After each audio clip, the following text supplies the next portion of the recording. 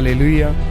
परमेश्वर की हुजूरी में आप सबका स्वागत है। हमारा विश्वास है कि आप इस हुजूरी से सेम वापस नहीं जाएंगे। हमारा परमेश्वर कभी ना बदलने वाला परमेश्वर है। वो आज भी अपने लोगों के बीच अजीब और अचंभी रीति से कार्य करता है। तो आइए अपने हाथों को उठाकर उस परमेश्वर का धन्यवाद करें।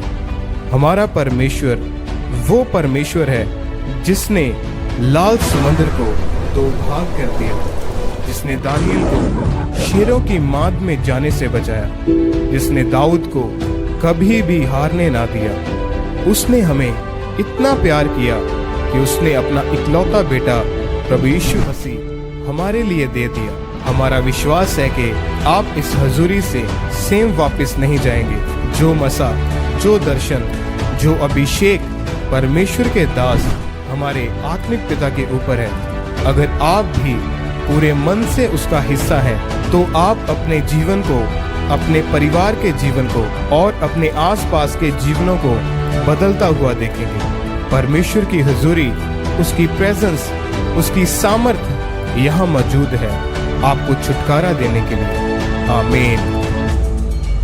आइए हम मेरी भविष्यवाणियों की पुस्तक में से आज के वचन को पढ़ते हैं।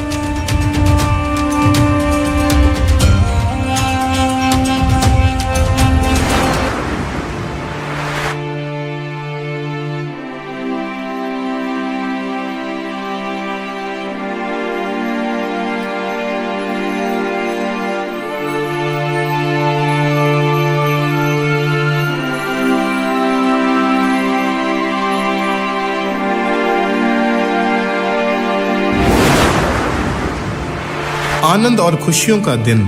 जैसा कि परमेश्वर के वचन लूका 1 अध्याय उसकी 28 आयत में लिखा है, स्वर्गदूत ने उसके पास भीतर आकर कहा, आनंद और जय तेरी हो, जिस पर ईश्वर का अनुग्रह हुआ है, प्रभु तेरे साथ है। मेरे प्रियो, आप सभी को क्रिसमस की बहुत बहुत शुभकामनाएं।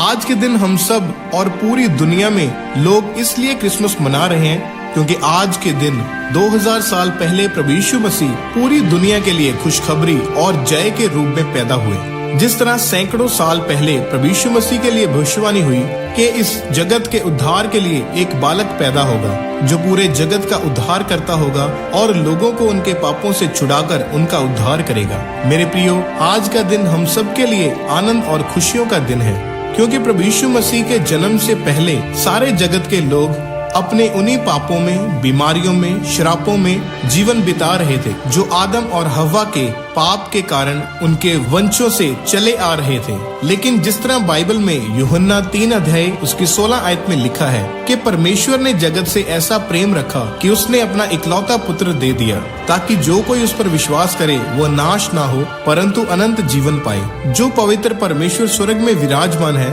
उसने खुद यीशु मसीह के रूप में इस जगत में जन्म लिया ताकि वो हमें इस जगत में आदम और हव्वा के द्वारा किए गए पापों और श्रापों से, बीमारियों से आजाद कर सके और हमें आनंद और खुशियों से भरा हुआ जीवन दे सके और स्वर्ग का वारिस बना सके। बाइबल में लिखा है कि यीशु मसीह प्रभुओं का प्रभु और राजाओं का राजा है। प्रभु यीशु मसीह के जन्म से पहले सारे लोग पापों, श्रापों और शर्मिंदगियों की गुलामी में थे और उन्हें अपने पापों के लिए बार बार बैलों और भेड़ बकरियों की बलि चढ़ानी पड़ती थी। लेकिन जब प्रभु यीशु मसीह ने इस धरती पर जन्म लिया और परमेश्वर के राज्य का सुसमाचार प्रचार किया और 3.5 साल प्रचार करने के बाद अपने आप को क्रूस पर हमारे पापों, श्रापों और शर्मिंदगियों के लिए कुर्बान होकर और 3 दिन बाद मुर्दों में से जी उठकर कहा कि इस पूरे जगत में जो कोई मेरे नाम पर विश्वास करेगा उसके पाप क्षमा किए जाएंगे और वह अपने जीवन के पापों से, श्रापों से, शर्मिंदगियों से, बीमारियों से आजादी पाएगा और स्वर्ग का वारिस होगा।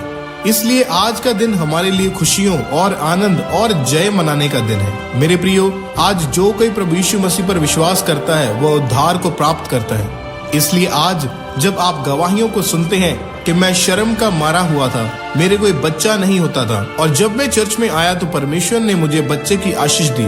कोई कहता है मुझे कैंसर था, जब मैं चर्च में आया और प्रभु यीशु मसीह को अपना उद्धारकर्ता ग्रहण किया तो परमेश्वर ने मुझे चंगा कर दिया। अगर आप भी प्रभु यीशु मसीह पर विश्वास करेंगे, उसको अपना उद्धारकर्ता स्वीकार करेंगे, अपने पापों से तौबा करके बपतिस्मा लेंगे, तो आप अपने जीवन में उद्धार पाएंगे और आपका जीवन परमेश्वर के आनंद और खुशियों से भर जाएगा। आमीन।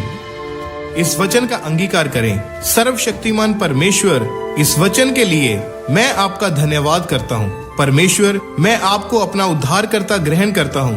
परमेश्वर, अपना अनुग्रह मुझ पर करें ताकि मैं आपके वचनों पर चल सकूं और आपके आनंद और जय को अपने जीवन में ग्रहण कर सकूं। प्रभु यीशु मसीह के सामर्थी नाम में आमीन।